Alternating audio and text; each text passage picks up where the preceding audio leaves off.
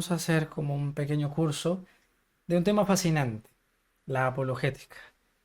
Y nada más, nadie más recomendable para esto que el señor Jesús Manuel, que nos acompaña desde España. Buenas noches, don Jesús, ¿cómo se encuentra?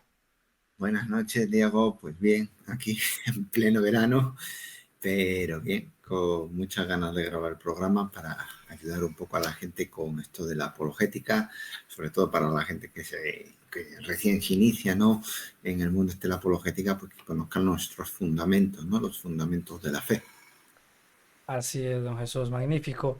Bueno, habíamos tenido una entrevista ya con su esposa y habíamos hablado de algunas cosas y sobre todo tocamos este punto de la apologética, pero bueno, este es el primer programa y habrá personas que tal vez no conozcan mucho sobre ese término, qué quiere decir apologética, quién hace apologética.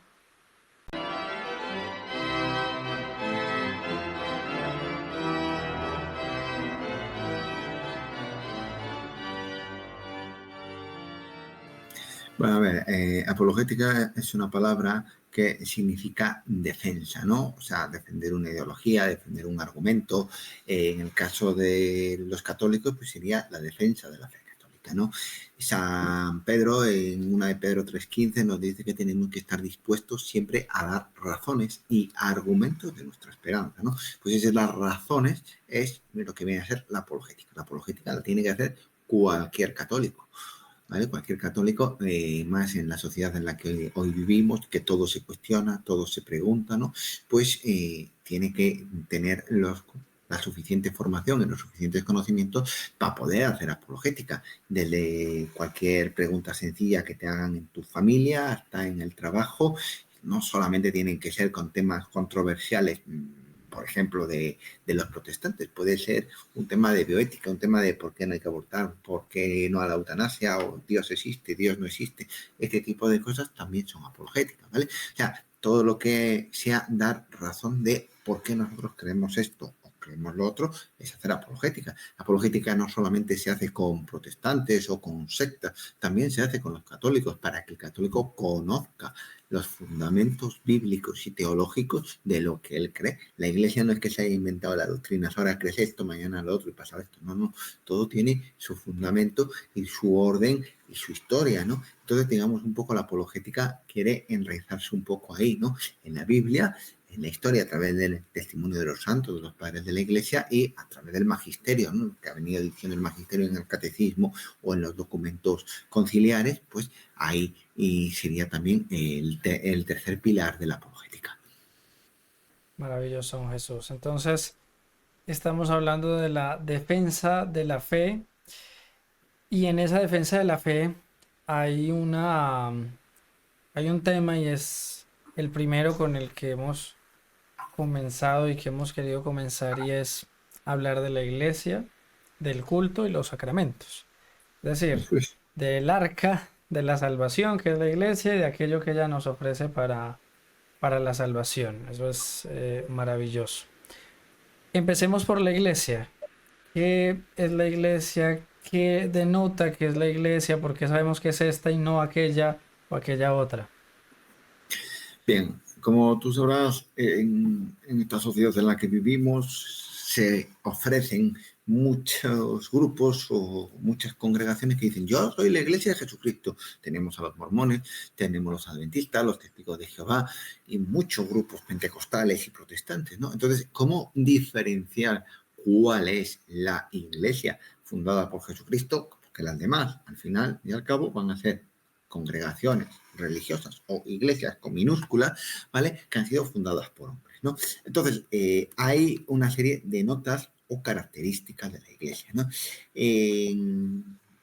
Hacia 1500, un santo de la iglesia que se conoce, se llama San Roberto Belarmino, habló de 15 marcas de la iglesia. Pero estas 15 marcas se pueden reducir en cuatro, que es un poco las cuatro que recoge el catecismo, ¿vale? Tenemos que la iglesia es una, es santa, es católica y es apostólica.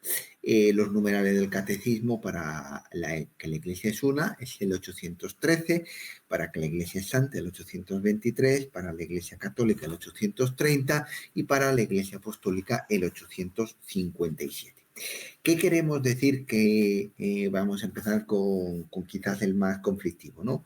Que la Iglesia es católica. ¿A qué se refiere con que la Iglesia es católica? La Iglesia es católica, católica significa universal, ¿vale? Es decir, que no es solamente la Iglesia de España o la Iglesia de Puerto Rico o la Iglesia de Perú, no. Es una Iglesia que está extendida por todo el orbe, que es para todas las personas, no hace discriminación de personas ni de raza ni todo. El Evangelio es para todas las personas, ¿vale? Está extendida por todo el mundo y es el Evangelio completo, no solamente cojo aquello que me gusta, ¿vale? Si nosotros nos vamos a la Biblia, en Mateo 28, del 19 al 20, dice: por tanto, id y haced discípulos a todas las naciones, ¿vale? Todas las naciones vendría a ser todo el mundo, bautizándolos en el nombre del Padre, del Hijo y del Espíritu Santo, enseñándole que guarden todas las cosas, es decir, toda la doctrina de Jesús, todo el Evangelio que os he mandado.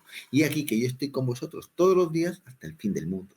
Es una iglesia que va a durar también todos los días hasta que termine el mundo, desde la fundación de la Iglesia por Jesucristo hasta el fin del mundo. Entonces, en esos tres todos se ve claramente la catolicidad de la Iglesia, ¿no? También en Hechos 1:8 nos dice: recibiréis poder y cuando haya venido sobre vosotros el Espíritu Santo, seréis testigos en Jerusalén, en toda Judea, Samaria y hasta lo último de la tierra. O sea, la voluntad de nuestro Señor fue que se llevara el Evangelio a toda la tierra, ¿vale? Esto es lo que vendría a ser que somos católicos, somos universales, estamos extendidos por toda la tierra y también, evidentemente, que nuestra ascendencia llega hasta Jesucristo, ¿vale? Nosotros no hemos sido fundados hace 200 años, nosotros nos cogemos en el año 90, 96, ya tenemos al Papa San Clemente, tercer sucesor de San Pedro. Poco tiempo después, en el año 106, tenemos a San Ignacio de Antioquía, el primero que llamará a la Iglesia Católica en una de sus cartas, ¿no? Entonces ya nos estamos remontando a tiempos casi apostólicos o apostólicos, incluso si tenemos en cuenta que el apóstol Juan, que fue el último que murió en el año 95, ¿no? Entonces estaríamos hablando de 10 años de diferencia para el uso de la palabra católica referida a la Iglesia, ¿no? Y entonces se remonta ya a los tiempos de Jesucristo, esta Iglesia, ¿vale? Otra nota que habíamos dicho es que la Iglesia era una, la unidad. Todos los católicos creemos lo mismo, todos los católicos estamos en unidad con una cabeza que es el Papa, ¿no? En Hechos 2:42 dice: todos se reunían asiduamente para escuchar la enseñanza de los apóstoles, participar en la vida común, en la fracción del pan y en las oraciones. Pues había una unión, ¿no? Nosotros nos reunimos los domingos en la misa, pues para rezar juntos. Ahí se ve la unidad.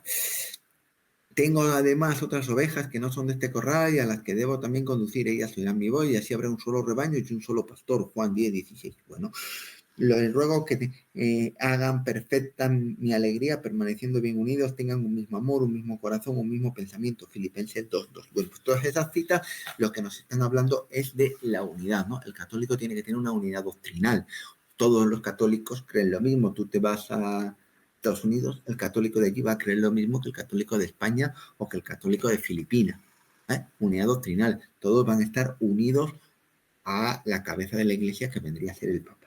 Santidad. ¿Por qué decimos que la Iglesia es santa? Porque la doctrina que la Iglesia profesa es una doctrina santa y nos lleva a la santidad. Es cierto que en la Iglesia podemos encontrar pecadores y gente que ha vivido mal, pero también podemos encontrar muchos santos. Tenemos San Agustín, Santo Tomás de Aquino, grandes santos que ha dado la Iglesia. La doctrina de la Iglesia es santa. Ya lo dice San Pablo, ¿no? Maridos, amen a sus esposas como Cristo amó a su iglesia y se entregó por ella para santificarla. O sea, que Cristo quiso santificar a la iglesia, ¿no? Pues en ese sentido podemos hablar de que es una iglesia santa y también su doctrina santifica a los creyentes y les inspira a realizar grandes logros morales, ¿no? O sea, todo el tema de la pobreza evangélica, la virginidad cristiana, la castidad que viven los religiosos, todo eso son, pues, consejos evangélicos que se practican dentro de la fe cristiana, la obediencia, dentro de la fe católica. Bien, Por eso esa santidad también se ve en la santidad de vida, ¿no? En la santidad de vida que ha habido en la Iglesia a través de los santos que podemos encontrar, ¿no? ¿Y por qué decimos que es apostólica? Bueno, la Iglesia es apostólica porque al final hay una sucesión ininterrumpida de apóstoles, de sucesores de los apóstoles, que son los obispos, que esa sucesión se puede ver claramente en el Papa, ¿no?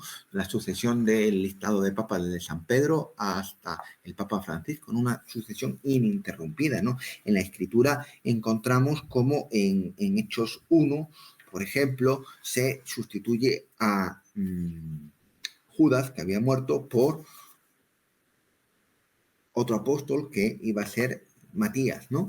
Entonces, y también encontramos cómo San Pablo nombra también en las distintas iglesias a distintos presbíteros para que vayan organizando las iglesias, ¿no? Por ejemplo, en Tito 1.5, ¿no?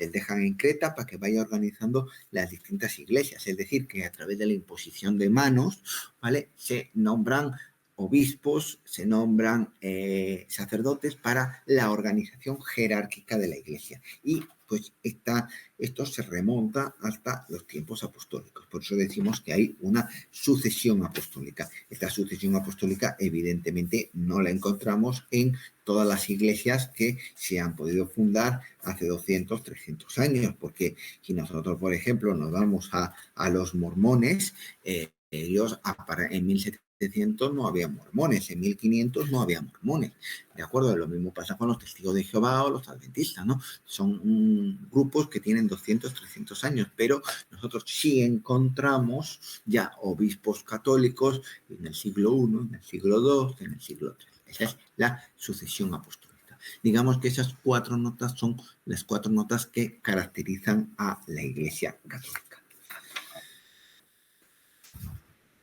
Magnífico, Jesús.